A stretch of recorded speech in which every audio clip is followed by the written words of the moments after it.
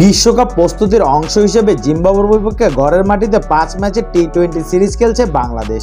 এরই মধ্যে জয়ের হ্যাটট্রিকে 2 ম্যাচ হাতে রেখে 3-0 ব্যবধানে সিরিজ নিশ্চিত করেছে স্বাগতিক দল। এবার সিরিজ জুড়ে ভালো পারফরমেন্সের পুরস্কার পেলেন টাইগার ক্রিকেটাররা।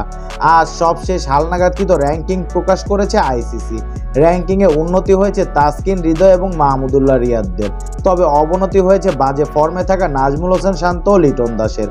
চলতি সিরিজের প্রথম ম্যাচেই 14 রানে 3 উইকেট নিয়ে ম্যাচ সেরা হয়েছিলেন তাসকিন। পরের 2 ম্যাচেও ধারাবাহিকতা ধরে রেখেছেন। এবার সেটির ছাপ দেখা গেল র্যাঙ্কিংয়ে। 3 ম্যাচে 8.83 গড়ে মোট 6 উইকেট নিয়ে 6 ধাপে গিয়েছে তাসকিন, আছেন ক্যারিয়ার সেরা 26তম অবস্থানে। এছাড়া 2 ম্যাচে 3 উইকেট নিয়ে 6 ধাপ উন্নতি হয়েছে শেখ মেহেদীরও, তার অবস্থান 22 নম্বরে। উল্লেখ্য, টি-20 বাংলাদেশি বোলারদের মধ্যে সর্বোচ্চ অবস্থানে আছেন মেহেদী।